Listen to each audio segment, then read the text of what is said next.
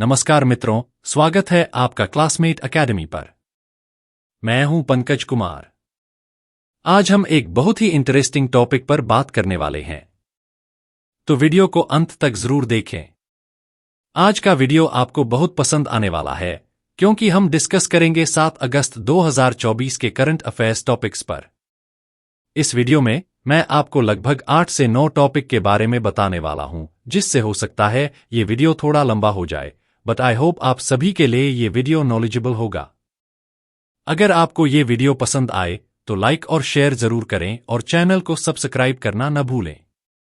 तो चलिए बिना देरी किए हम वीडियो स्टार्ट करते हैं।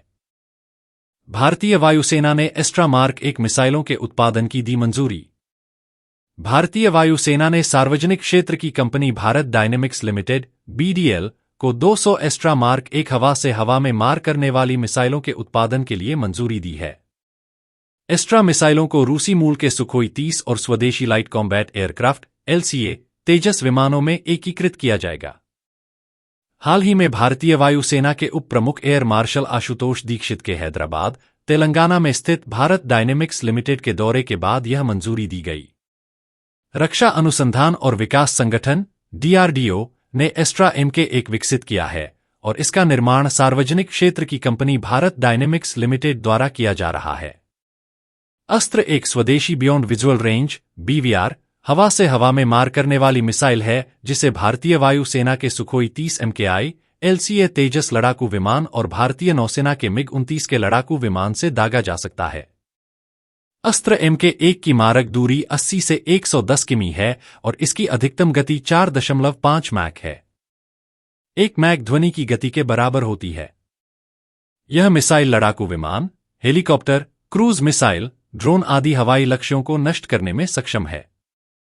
DRDO अस्त्र MK1 का एक उन्नत संस्करण MK2 हवा से हवा में मार करने वाली BVR मिसाइल भी विकसित कर रहा है। MK1 संस्करण के विपरीत, यह मिसाइल एक दोहरी पल्स रॉकेट मोटर का उपयोग करती है, जो इसकी मारक क्षमता को 130 से 160 किमी तक बढ़ा देती है। सार्वजनिक क्षेत्र की कंपनी भारत डायनेमिक्स लिमिटेड की स्थापना 16 जुलाई 1970 को केंद्रीय रक्षा मंत्रालय के तहत की गई थी। इसकी स्थापना देश में निर्देशित मिसाइल प्रणाली और संबद्ध उपकरणों के निर्माण के लिए की गई थी। यह दुनिया की उन कुछ कंपनियों में से एक है जिनके पास भारतीय सशस्त्र बलों के लिए गाइडेड मिसाइलों, पानी के नीचे के हथियारों, हवाई उत्पादों और संबद्ध रक्षा उपकरणों के निर्माण और आपूर्ति के लिए अत्याधुनिक सुविधाएं हैं। कंपनी की 4 विनिर्माण इकाइयां तेलंगाना के हैदराबाद, भानूर और इब्राहिमपट्टनम तथा आंध्र प्रदेश के विशाखापत्तनम में है। स्वदेशी एयर टू एयर मिसाइल प्रणाली विकसित करने की यात्रा 2001 में शुरू हुई, जब DRDO ने विभिन्न हितधारकों के साथ चर्चा शुरू की। इसका उद्देश्य दृश्य सीमा से परे दुश्मन के लक्ष्यों को भेदने में सक्षम मिसाइल प्रणाली को डिजाइन और विकसित करना था। इसके बाद हैदराबाद की रक्षा अनुसंधान और विकास प्रयोगशाला DRDL को इस परियोजना के लिए नोडल प्रयोगशाला के रूप में पहचाना गया। प्रारंभिक अध्ययन करने और परियोजना को आगे बढ़ाने के लिए एक समर्पित टास्क फोर्स का गठन किया गया। रिलायंस 2 पायदान चढ़कर फॉर्च्यून ग्लोबल की सूची में 86वें स्थान पर। रिलायंस इंडस्ट्रीज फॉर्च्यून ग्लोबल 500 की इस साल की सूची में 86वें स्थान पर रही है। पिछले साल के मुकाबले उसकी स्थिति 2 पायदान सुधरी है। भारतीय कंपनियों में रिलायंस इंडस्ट्रीज का स्थान सबसे ऊपर बना हुआ है। रिलायंस इंडस्ट्रीज पिछले साल 88वें स्थान पर थी। 3 साल में यह सूची में 69 स्थान की छलांग लगा चुकी है। रिलायंस वर्ष 2021 में 155वें स्थान पर थी। फॉर्च्यून ने अपनी वेबसाइट पर 2024 की सूची जारी करते हुए कहा कि रिलायंस इंडस्ट्रीज लगातार 21 साल से इस वैश्विक सूची में अपनी जगह बनाए हुए है। कंपनी का राजस्व पिछले साल $108.8 अरब जबकि लाभ $8.4 अरब था। इस साल की रैंकिंग में 9 भारतीय कंपनियां शामिल हैं। इनमें से 5 सार्वजनिक क्षेत्र की हैं। बीमा क्षेत्र की प्रमुख कंपनी भारतीय जीवन बीमा निगम LIC 2024 की सूची में 12 पायदान चढ़कर 95वें स्थान पर पहुंच गई, जबकि सार्वजनिक क्षेत्र की इंडियन ऑयल कॉरपोरेशन IOC 22 स्थान फिसलकर 116वें स्थान पर रही। भारतीय स्टेट बैंक SBI 57 पायदान चढ़कर 178वें स्थान पर रहा। सूची में भारतीय कंपनियों में oil and natural gas corporation (ONGC) और भारत पेट्रोलियम कॉरपोरेशन (बीपीसीएल) क्रमशः 22 और 25 स्थान फिसलकर क्रमशः 180वें और 258वें स्थान पर रहीं। टाटा मोटर्स 66 पायदान ऊपर 271वें स्थान पर, जबकि एचडीएफसी बैंक 306वें स्थान और राजेश एक्सपोर्ट्स सूची में 463वें पायदान पर है। फॉर्च्यून के अनुसार अमेरिकी खुदरा कंपनी वॉलमार्ट लगातार 11वें साल पहले पायदान पर बनी हुई है, जबकि अमेजन दूसरे स्थान, पिछले साल चौथे स्थान पर है। सूची में सऊदी अरामको चौथे पायदान पर रही, जबकि बीते वर्ष यह दूसरे स्थान पर थी। हालांकि 121 अरब डॉलर के मुनाफे के साथ यह लगातार तीसरे साल सूची में सबसे ज्यादा लाभ कमाने वाली कंपनी थी। चीन की सरकारी कंपनियों में बिजली इकाई स्टेट ग्रिड सूची में तीसरे पर स्थान है। राज्य सरकार और एसबीआई जनरल इंश्योरेंस ने डीआरटीपीएस के लिए समझौता ज्ञापन पर हस्ताक्षर किए। आपदा तैयारियों की दिशा में एक महत्वपूर्ण कदम उठाते हुए राज्य सरकार और एसबीआई जनरल इंश्योरेंस ने आपदा जोखिम हस्तांतरण पैरामीट्रिक बीमा समाधान डीआरटीपीएस के लिए एक समझौता ज्ञापन एमओयू पर हस्ताक्षर किए। इससे नागालैंड देश का पहला राज्य बन गया है जिसने इस आपदा प्रबंधन बीमा को लागू किया है। राज्य के मुख्यमंत्री नेफ्यू रियो ने घोषणा की कि नई बीमा साझेदारी का उद्देश्य राज्य को प्राकृतिक आपदाओं से बचाना है।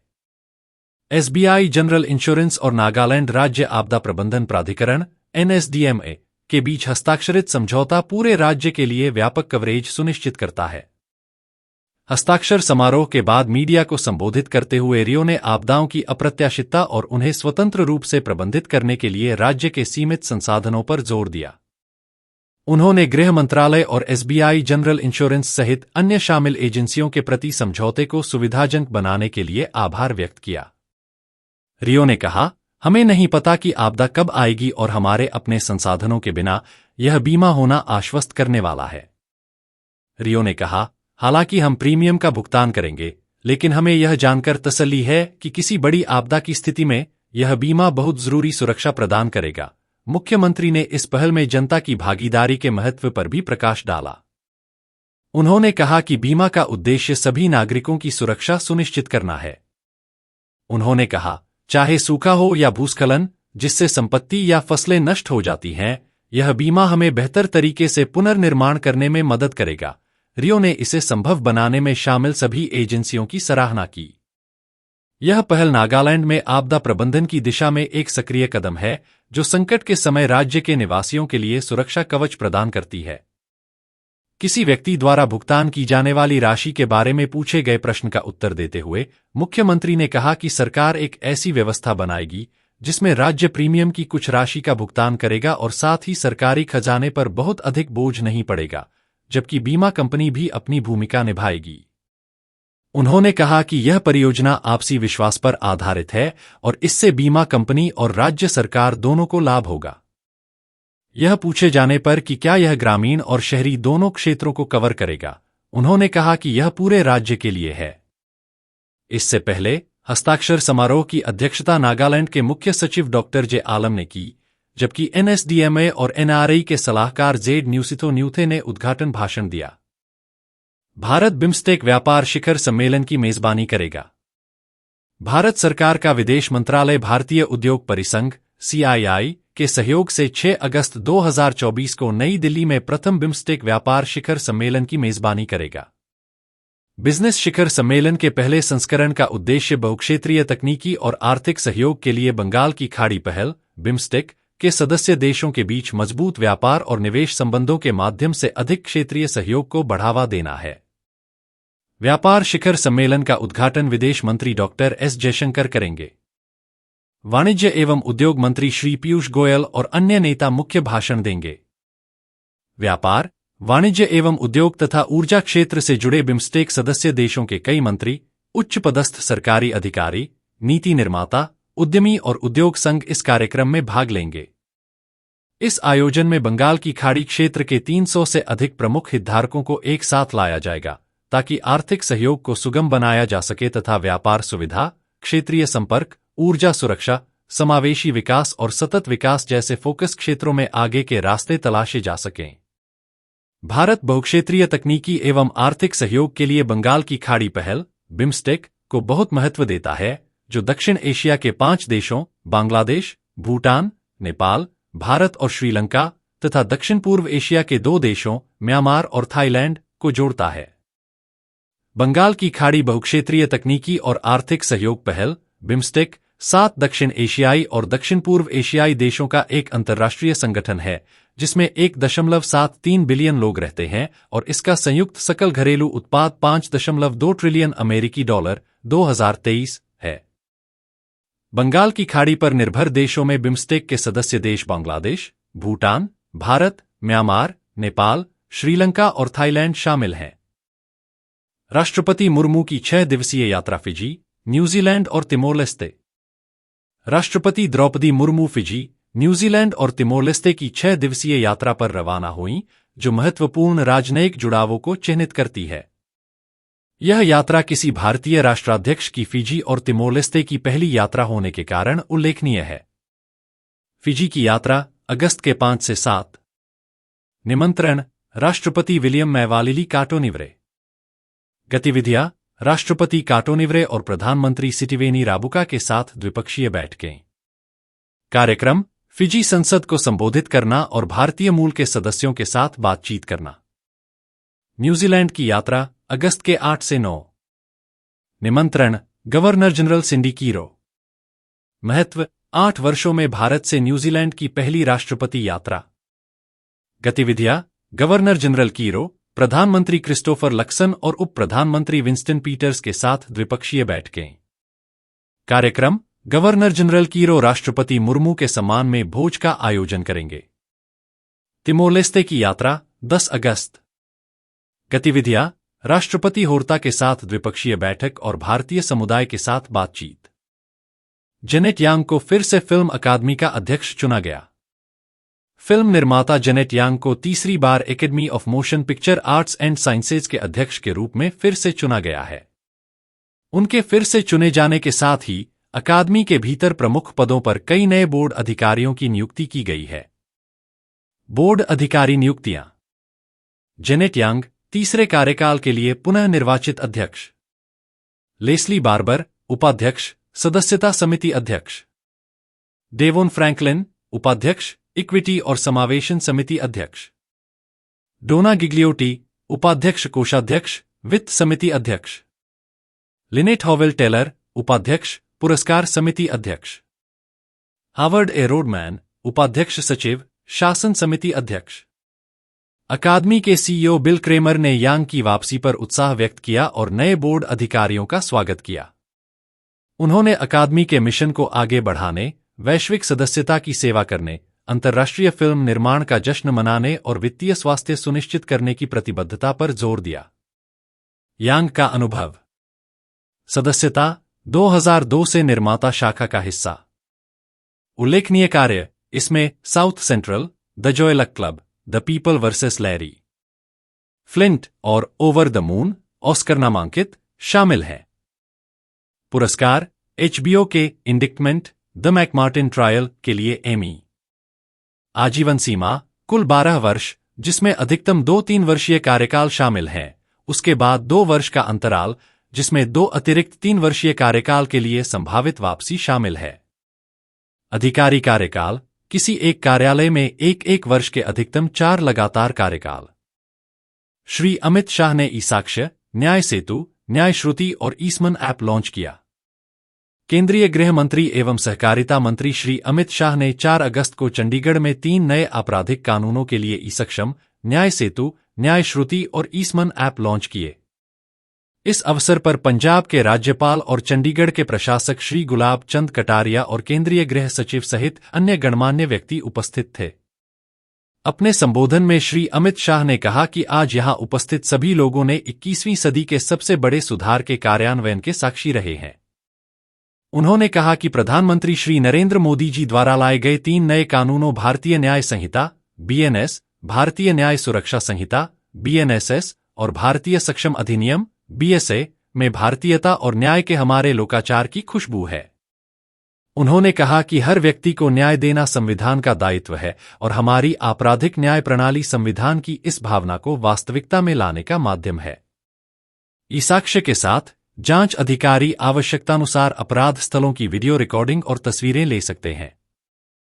यह एप्लीकेशन अधिकारियों को गवाहों से जानकारी एकत्र करने और उनके बयान दर्ज करने की भी अनुमति देता है। एक बार रिकॉर्डिंग पूरी हो जाने के बाद सभी जानकारी को सुरक्षित रूप से एक साक्ष्य लॉकर में भेज दिया जाता है और चार्जशीट से जोड़ दिया जाता है, जिसे फिर इलेक्ट्रॉनिक रूप से अदालत को उपलब्ध कराया जाता है। इन रिकॉर्डिंग और तस्वीरों को अभियोजकों और बचाव पक्ष के वकीलों द्वारा उपयोग के लिए डाउनलोड भी किया जा सकता है। दूसरा उपकरण न्याय श्रुति इलेक्ट्रॉनिक माध्यम से अदालती सुनवाई की सुविधा प्रदान करता है। यह स्वचालित प्रणाली पुलिस, जेल, अभियोजन, फोरेंसिक और निर्दिष्ट पहुंच बिंदुओं से जुड़ी हुई है। जब भी अदालत कोई समन या वारंट जारी करती है तो डोमेन एप्लीकेशन को एक अलर्ट भेजा जाता है और सभी संबंधित व्यक्तियों और अधिकारियों को न्यायिक सुनवाई के लिए एक वीडियो कॉन्फ्रेंसिंग लिंक प्रदान किया जाता है। तीसरा एप्लीकेशन ई-समन कानूनी आदेशों के इलेक्ट्रॉनिक अनुपालन को संभालता है। इस सुविधा के माध्यम से न्यायालय द्वारा जारी किए गए समन और वारंट जैसे कानूनी आदेश इलेक्ट्रॉनिक रूप से पुलिस को प्रेषित किए जाते हैं। फिर ये आदेश संबंधित अधिकारियों को उनके मोबाइल उपकरणों के माध्यम से वितरित किए जाते हैं। अधिकारी निर्दिष्ट पते पर आदेश पहुंचाते हैं और डिलीवरी पर प्राप्तकर्ता के हस्ताक्षर प्राप्त करते हैं। शाह ने कहा कि आधुनिक तकनीक पर आधारित और पूरी तरह से स्वदेशी नए कानून अगले दशक में भारत में सबसे बड़े सुधारों में से एक हैं। उन्होंने इस बात पर जोर दिया कि ये कानून दंडोन्मुख के बजाय न्यायोन्मुख हैं और भारत को दुनिया की सबसे तकनीकी रूप से उन्नत न्याय प्रणाली के रूप में स्थापित करेंगे। राष्ट्रीय भाला फेंक दिवस 2024 जाने इतिहास और महत्व। हर साल भारत में राष्ट्रीय भाला फेंक दिवस के रूप में एक विशेष दिन मनाया जाता है। यह दिवस हमें याद दिलाता है कि भाला फेंक सिर्फ एक खेल नहीं है, बल्कि ताकत, तकनीक और धैर्य का अद्भुत मिश्रण है। हर साल मनाया जाने वाला राष्ट्रीय भाला फेंक दिवस हमें हमारे देश के एथलीटों के साहस और प्रतिभा का जश्न मनाने का अवसर देता है। इसके साथ ही यह दिवस यह जानने के मदद करता है कि हमारे देश के युवा खिलाड़ी विश्व स्तर पर भारत का नाम रोशन कर रहे हैं। भारत में हर साल 7 अगस्त को राष्ट्रीय भाला फेंक दिवस, नेशनल जैवलिन डे, मनाया जाता है। बता दें कि नीरज चोपड़ा ने 7 अगस्त 2021 को टोक्यो ओलंपिक में भाला फेंक में स्वर्ण पदक जीतकर भारत का नाम रोशन किया था। उनकी इस उपलब्धि के सम्मान में हर साल 7 अगस्त को राष्ट्रीय जैवलिन थ्रो दिवस मनाया जाता है। नीरज चोपड़ा की इस उपलब्धि के अलावा इस दिवस को मनाए जाने का उद्देश्य भाला फेंक को एक लोकप्रिय खेल बनाना भी है। इसके साथ ही भाला फेंक खेल के इतिहास और महत्व को बढ़ावा देना भी है।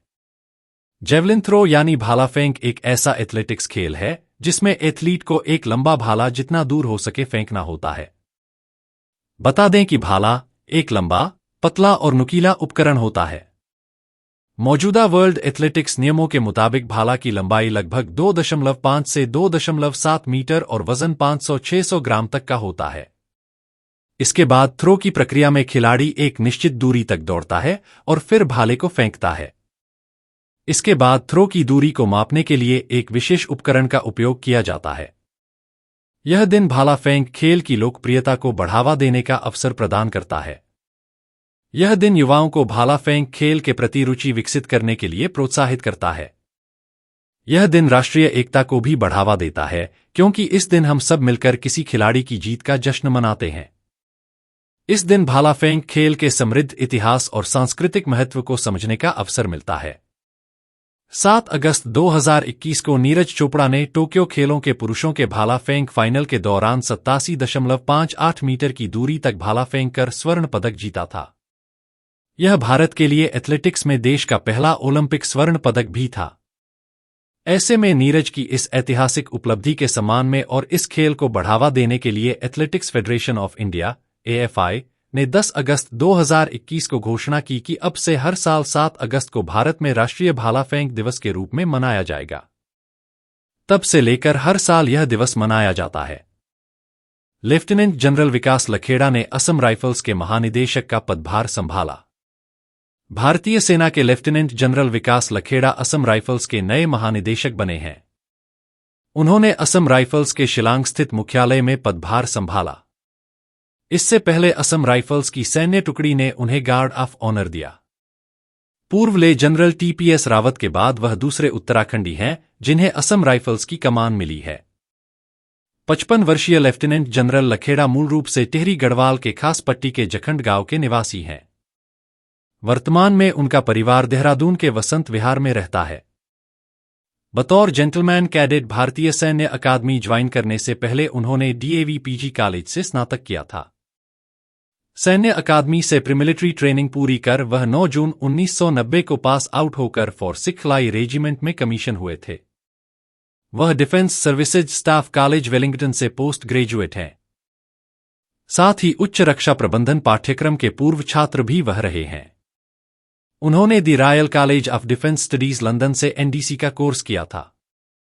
उन्होंने राष्ट्रीय रक्षा अकादमी, खड़कवासला में डिविजनल ऑफिसर और सामरिक प्रशिक्षण अधिकारी, जीओसीएनसी के सैन्य सलाहकार, मुख्यालय पूर्वी कमांड, स्टाफ ऑफिसर और सेना प्रमुख के उप सैन्य सलाहकार के रूप में भी कार्य किया है। आतंक प्रभावित जम्मू कश्मीर से लेकर पूर्वोत्तर में असम, नागालैंड, अरुणाचल प्रदेश, मणिपुर आदि जगह सैन्य सेवा करने का अनुभव उनके पास है। असम राइफल्स की कमान संभालने से पहले वह अभी तक रक्षा मंत्रालय में एडीजीएमओ व एडीजीएमओ पद पर तैनात थे।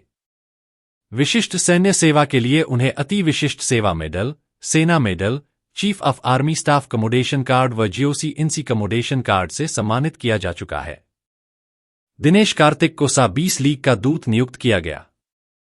भारत के पूर्व विकेटकीपर बल्लेबाज दिनेश कार्तिक को SA-20, सा-20 लीग का लीग दूत, एम्बेसडर नियुक्त किया गया। कार्तिक दक्षिण अफ्रीका में खेले जाने वाले इस फ्रेंचाइजी टूर्नामेंट से जुड़ने वाले पहले भारतीय खिलाड़ी हैं। यह नियुक्ति लीग की वैश्विक पहुंच का विस्तार करने और T20 क्रिकेट के प्रतिस्पर्धी परिदृश्य में अपनी स्थिति मजबूत करने के प्रयासों में एक महत्वपूर्ण कदम है। SA-20 लीग एक अनूठी क्रिकेट पहल है जो इंडियन प्रीमियर लीग (IPL) से बहुत करीब से जुड़ी हुई है। इसमें 6 फ्रेंचाइजी शामिल हैं, जिनमें से प्रत्येक IPL टीम के मालिकों के स्वामित्व में है।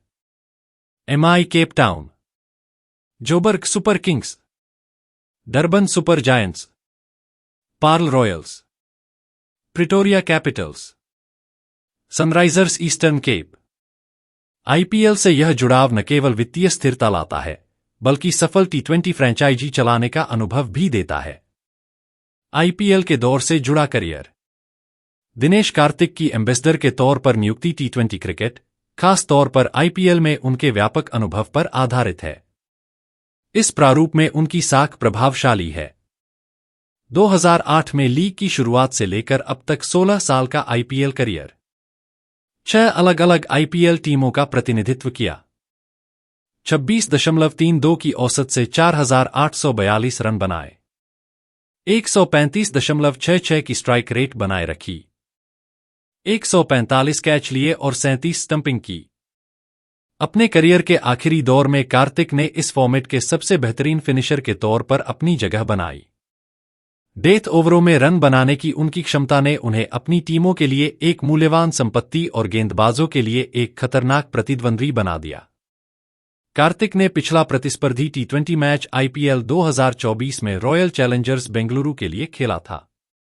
उन्होंने 2024 सत्र में 14 मैच में 187.36 के स्ट्राइक रेट से 326 रन बनाए थे।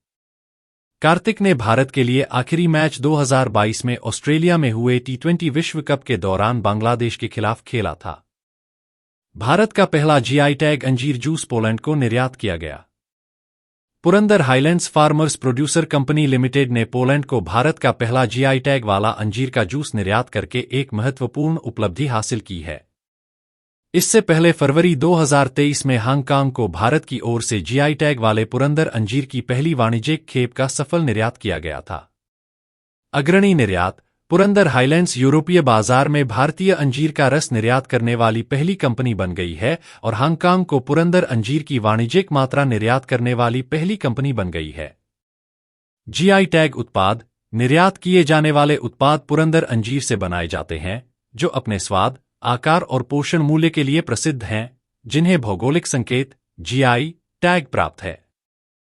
सरकारी सहायता, कंपनी सरकार के सहयोग की महत्वपूर्ण भूमिका को स्वीकार करती है, जिसमें वाणिज्य एवं उद्योग मंत्री पीयूष गोयल तथा पूर्व कृषि एवं रक्षा मंत्री शरद पवार का प्रोत्साहन भी शामिल है। बाजार की संभावना। पोलैंड और हांगकांग को सफल निर्यात ने इन उत्पादों में रुचि पैदा की है, जो भारतीय अंजीर और अंजीर आधारित उत्पादों के लिए एक आशाजनक वैश्विक बाजार का संकेत देता है। ब्रांड निर्माण। कंपनी वैश्विक मंच पर भारतीय उत्पादों को बढ़ावा देने के लिए विजिट इंडिया 2023 अभियान का लाभ उठा रही है।